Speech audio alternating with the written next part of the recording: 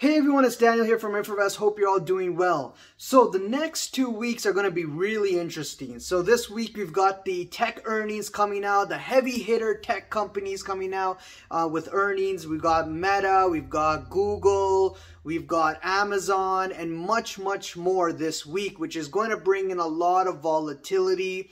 On top of that, you know, we have the blackout period from the Feds, right?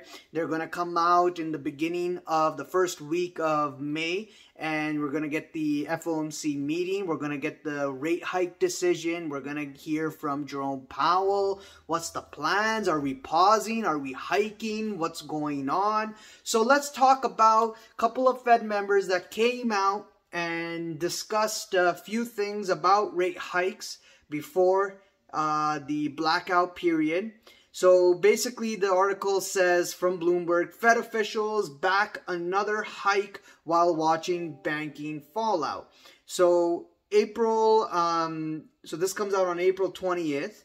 And it basically says Federal Reserve officials backed another interest rate increase as they monitor economic fallout from bank strains, while fresh emergency loan data showed financial stress continues to linger. Cleveland Fed President Loretta Mester, typically among the more hawkish of policy members, she favored getting rates above 5%. Another Fed member, right? And I talked about this, and I mentioned it before. A lot of Fed members are seeing this 5% or higher likely to be the case scenario in order to bring inflation down. So a lot of the Fed members are saying they need to bring inflation down, and that's the reason why she's sounding really hawkish. But she tempered that message by arguing prudence was also needed because tighter credit conditions could cool hiring and spending. We are much closer to the end of the tightening journey than the beginning. She told how much further tightening is needed will depend on the economic and financial developments and progress on our monetary policy goals. Policymakers lifting borrowing costs by a quarter point last month, bringing the target benchmark range to 4.75 to 5% from nearly zero barely 12 months ago, right? And so the meeting is on May 2nd, May 3rd, and investors are betting that they're going to hike again in May, another 25 basis points, bringing the benchmark up from 5 to 5.25%. And same thing, Atlantic Bostic is one such policymaker, and he repeated that the message at a separate remarks in Florida, asked if he still backed one and done rate hike approach. He said it is my view, and noted that policy works with the lag, right? Once we get to this point, we'll have moved firmly into restrictive space, and I think it's time for us to let restrictive action work its way through, and that will take some time.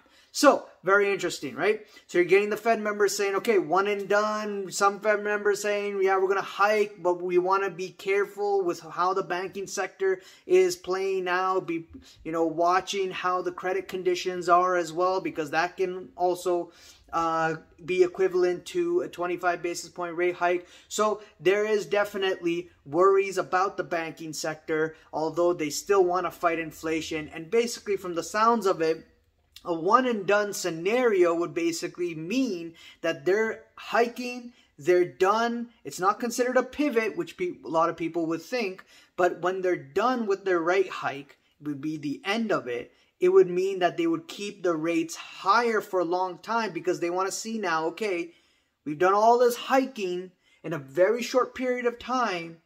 We did see Silicon Valley Bank break, but what else is going to break and what else is going to fall? And that's what the sounds of how they're communicating things. That's what it sounds like, what they might be heading towards or thinking that's going to happen in the next coming months is that something soon is eventually going to break. They probably know way more than what we know, and they can see way more than what we can see, that conditions are really tightening, and as they hike, and if they decide to just kind of end it there, They're probably worried about something in the banking sector, something really getting worse off, which also would be equivalent to a hike, a 25 basis point hike, maybe more, and would be equivalent to also, like I was saying many times, that tightening condition is going to bring, or that hard landing, that fall is going to bring inflation down. So that's what they have, looks like that they have in their minds, which we could see play out in the next coming months. Now, what if they're not done? What if they do another rate hike? Definitely is going to cause a lot of jitters in the markets, right? Definitely, you can be sure that something is going to break very soon.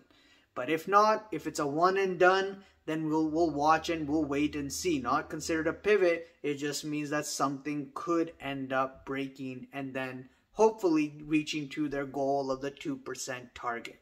So let me know what you guys think. Leave a comment below, subscribe, hit the like button, bell icon to be notified on the next video, and I'll see you guys around. Cheers. Bye.